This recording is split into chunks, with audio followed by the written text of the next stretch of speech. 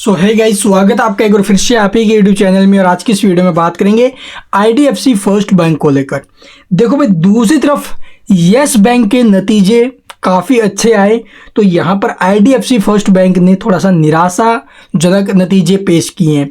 और इन सब को देखते हुए क्या जो आईडीएफसी फर्स्ट बैंक है ये क्रैश हो सकता है कल के दिन, तो आपको बताएंगे डिटेल में। साथ में यस बैंक के ऊपर मैं वीडियो डाल चुका हूं, आपने नहीं देखा है तो जाकर देख सकते हो। भी डिटेल वीडियो डाला है फिर कल के कैसे रह सकते हैं लेवल वगैरह, कैसा भी इसका जो ना भी रिजल्ट्स आया है, वैसे रिजल्ट्स के ऊपर तो वीडियो मैं यहाँ पर भी डाल चुका हूँ।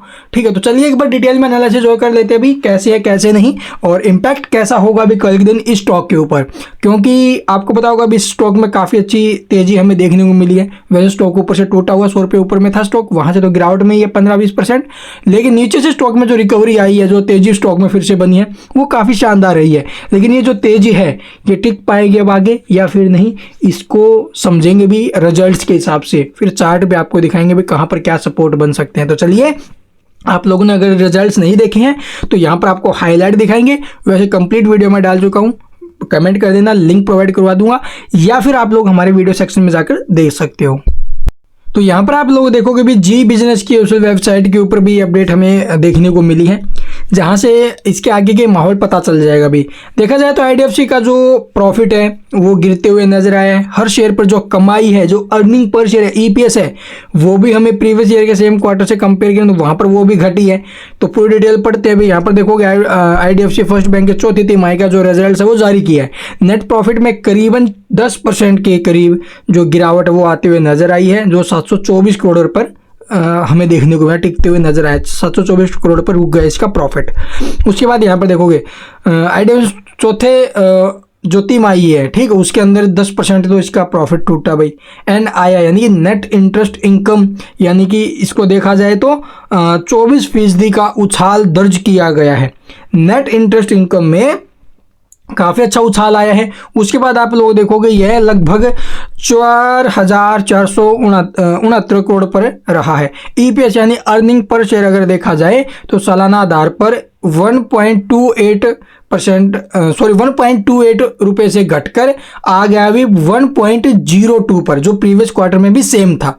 यह शेयर लगभग 85 रुपये पर हमें देखने को मिल रहा है अभी के टाइम।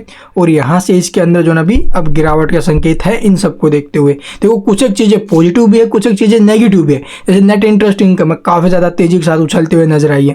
ठीक है, बेसिक की साइड पर इसका कैसा भाव रहा है वो आपने देख लिया होगा। तो यहाँ पर आप लोग देखोगे भी नेट प्रॉफिट प्रीवियस क्वार्टर के मुकाबले हमें जो ना भी टूटते हुए नजर आए हैं। ठीक है, जो कि आप लोग देख सकते हो 724 करोड़ 35 लाख रुपए रहा है, जो एक साल पहले यानी कि ईयर टू ईयर अगर देखा जाए प्रीवियस ईयर के सेम क्वार्टर में 802 करोड़ 62 लाख का था। दिसंबर तिमाही में भी आप लोग देखोगे लगभग 715 करोड़ 68 लाख था। तो दिसंबर के आसपास से अगर आप लोग को कंपेयर करोगे दिसंबर क्वार्टर से, तो वहाँ से तो प्रॉफिट बढ़ा है। लेकिन ऑपरेटिंग प्रॉफिट्स की अगर बात की जाए तो 1663 करोड़ रुपये रहा है, जो एक साल पहले के सेम क्वार्टर से कंपेयर करो तो वहाँ पर 1558 करोड़, यानी कि ईयर टू ईयर तो ऑपरेटिंग प्रॉफिट्स भी हमें इंक्रीज होते हुए नजर आए। बैंक ऑपरेटिंग एक्सपेंसेस में आप लोग देख बड़ा जंप देखने को मिला भी। इसके जो एक्सपेंस है, जो खर्चे हैं वो बढ़े हैं, 4440 करोड़ पर रहे हैं, जो प्रीवियस ईयर के सेम क्वार्टर में आप लोग कंपेयर करोगे एक साल पहले के तो वो 3435 करोड़ के आसपास थे। तो वहाँ से भी आप लोग देखोगे एक और नेगेटिव पॉइंट। यहाँ पर कुछ एक नेगेटिव है तो कुछ एक पॉजिटिव है, कुछ एक नेगेटिव है तो कुछ एक पॉजिटिव है। ठीक, उसके बाद आप लोग देखो रिटर्न और जो एसेट्स है, ईपीएस भी घटा है। तो वो यहाँ पर आप लोग देख सकते हो ईपीएस यानी अर्निंग पर शेयर है, वो हमें 1 रुपये 2 पैसे आते हुए नजर आए इस क्वार्टर में। प्रीवियस में भी सेम था, लेकिन प्रीवियस ईयर के सेम क्वार्टर से कंपेयर करोगे तो 1 रुपये 28 पैसे वहाँ से टूटा। रिटर्न ऑन एसेट्स यानी कि आरओए अगर बात करें तो इसमें भी बड़ी गिरावट आई है। ठीक है, चौथी तिमाही में 1.03% के आसपास, जो दिसंबर तिमाही में 1.06% के आसपास थी। और सालाना आधार पर अगर देखा जाए तो 1.41% आरओए था इसका। तो वहाँ से भी आप लोगों को काफ़ी बड़ा फॉल हमें देखने को मिला है। एनपीए में बहुत अच्छे सुधार हुए हैं। एनपीए को देखा जाए तो बहुत अच्छे सुधार होते हुए नजर आए हैं। यहाँ पर देख सकते हो एसेट क्वालिटी की बात करें यानी कि ग्रॉस एनपीए, तो जो एनपीए में देखने में 1.88% रहा है, जो पिछले साल के आप लोग कंपेयर करो तो 2.51%। तो ये है भाई बड़ा एक इसके अंदर पॉजिटिव पॉइंट। उसके बाद आप लोग देखो दिसंबर तिमाही में अगर देखा जाए तो 2.40 यानी दिसंबर से भी कम हुआ है और प्रीवियस ईयर के मार्च क्वार्टर से भी कम हुआ है। नेट एनपीए की अगर बात करें तो वहां पर भी आप लोग देखोगे अभी 0.60% रहा है, जो प्रीवियस पिछले एक साल पहले के प्रीवियस ईयर के सेम क्वार्टर में 0.86% था और दिसंबर में 0.68%। एनपीए और नेट एनपीए, ग्रोस एनपीए दोनों हमें जो भी टूटते हुए नजर आए हैं।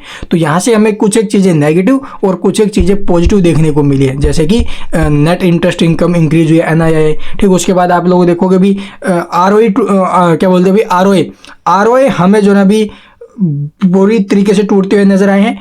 ठीक है, अर्निंग पर शेयर टूटा है, उसके साथ साथ प्रॉफिट्स टूटे हैं। ठीक है, तो ये नेगेटिव फैक्टर्स है ईयर टू ईयर के बेस पर भी, क्वार्टर टू क्वार्टर बेस पर। लेकिन इसका इफेक्ट कैसा आएगा चलिए वो दिखा देते हैं।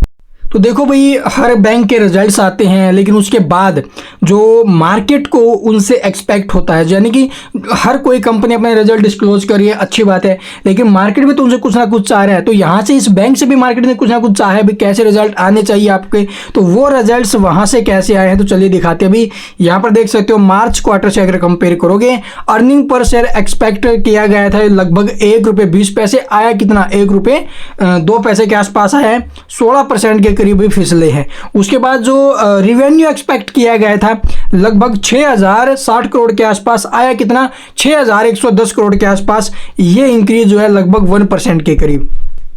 आप लोग देखो तो इस रिजल्ट्स को समझ पाना बहुत ज़्यादा क्रिटिकल है, बहुत ज़्यादा मुश्किल है। ठीक है, इन सबको देखते हुए यहाँ पर हम सिर्फ और सिर्फ लेवल्स पे काम करेंगे। चलिए वो आपको दिखा देते हैं चार्ट पर।